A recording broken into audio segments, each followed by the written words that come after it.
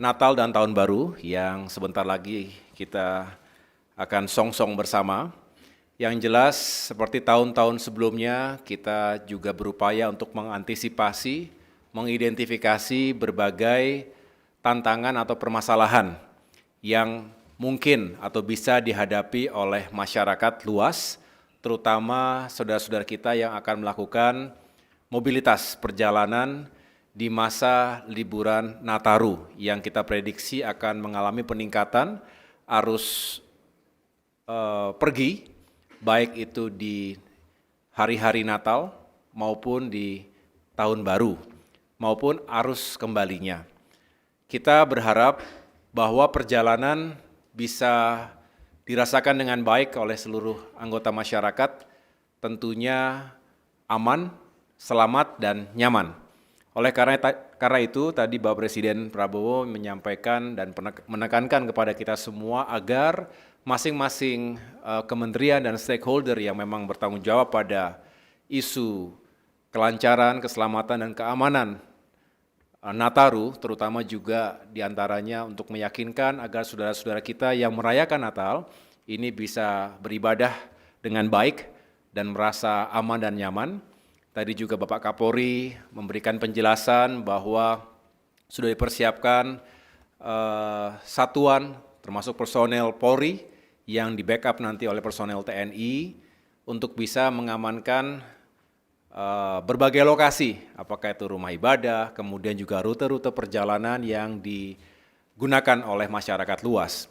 Dari Menteri Perhubungan tadi juga sudah menjelaskan, melaporkan bahwa berbagai moda transportasi, baik darat, laut, udara maupun kereta api, ini juga sudah dipersiapkan sarananya, termasuk prasarana pendukungnya, apakah bandara, dermaga, stasiun, terminal, dan lain sebagainya, ini benar-benar bisa mengakomodasi diperkirakan 110 juta masyarakat yang akan melakukan mobilitas, baik antar daerah maupun di dalam provinsi yang sama.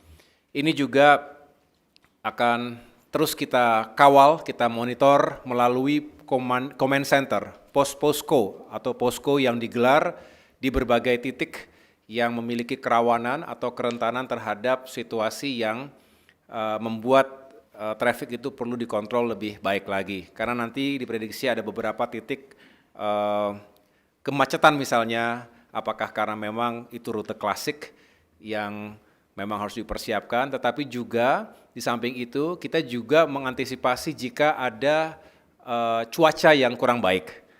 Ini biasanya terjadi mungkin di laut, ya. Sehingga misalnya di Merak itu harus diantisipasi kalau terjadi cuaca yang kurang baik, terjadi delay penyeberangan kapal, maka harus diantisipasi dengan titik-titik istirahat, titik-titik standby terlebih dahulu dengan mekanisme yang dijalankan secara bersama-sama melalui satgas yang dibentuk. Dari sisi pekerjaan umum, tentu kita ingin meyakinkan agar fasilitas infrastruktur dasar termasuk jalan-jalan tol, jalan raya antar provinsi, jalan nasional, dan lain sebagainya itu juga benar-benar berfungsi dengan baik. Tadi Bapak Presiden bertanya apakah yang rusak-rusak itu sudah ditangani dan Menteri PU sudah menjawab bahwa masih terus dikerjakan, saya ulangi, sudah dilupayakan yang terbaik dan mudah-mudahan tidak ada kendala-kendala yang terlalu berarti, termasuk meyakinkan agar benar-benar para pengguna itu bisa bertransportasi dengan aman dan nyaman. BBM, ketersediaan BBM selama Nataru ini, tadi Menteri SDM juga menjelaskan secara umum sudah siap dan tentu akan terus diantisipasi hal-hal yang mungkin terjadi terkait dengan ketersediaan bahan bakar dan juga listrik, suplai listrik agar sekali lagi ketika ada demand yang tinggi semuanya tetap terjaga dengan baik. Dari sektor perdagangan juga tadi dijelaskan untuk harga-harga bahan pokok diharapkan juga tetap stabil. Jadi jalan tol di Pulau Jawa yang operasional itu sepanjang 1.830 km. Kemudian ada beberapa, saya ulangi, tempat istirahat dan pelayanan yang dipersiapkan itu ada 90 secara keseluruhan dan 422 gerbang tol beroperasi. Kemudian untuk mendukung kelancaran libur Natal dan Tahun Baru, yang dilakukan antara lain, yang pertama penambahan ruas tol beroperasi sepanjang 47,6 km di Pulau Jawa. Ini ada beberapa keterangannya, apakah yang di Cimanggis Cibitung, Cibitung Cilincing, Solo Yogyakarta, Serpong Balaraja, dan lain sebagainya. Kemudian ada juga yang sifatnya fungsional, jalan tol fungsional sementara. Nah ini kebetulan nanti malam kan saya akan bersama Bapak Menhub mencoba direct train dari Jakarta ke Yogyakarta. Kemudian keesokan harinya saya juga akan melakukan pemeriksaan bersama Menteri PU di segmen jalan tol fungsional khususnya yang menghubungkan Klaten dengan Prambanan, kurang lebih 8,6 km. Karena ini sifatnya belum 100% sempurna, karena sifatnya fungsional, maka memang ada beberapa yang belum sangat optimal. Tetapi kami ingin memastikan bahwa walaupun belum 100% bisa dioperasionalkan dan masih sementara sifatnya, tetapi tetap kita utamakan keselamatan dan kenyamanan masyarakat pengguna jalan tol tersebut. Kemudian yang lain-lain adalah peningkatan kapasitas jalan tol, ya, termasuk untuk Jakarta Cikampek, di mana pengoperasian tambahan 1 lajur ruas Jakarta Cikampek dari 3 lajur menjadi 4 lajur pada sejumlah kilometer yang nanti bisa dijelaskan lebih rinci di kesempatan yang lain. Saya pikir itu jaringan jalan nasional non tol di Indonesia juga akan terus kita persiapkan sehingga masyarakat nanti bisa traveling dengan lebih baik lagi.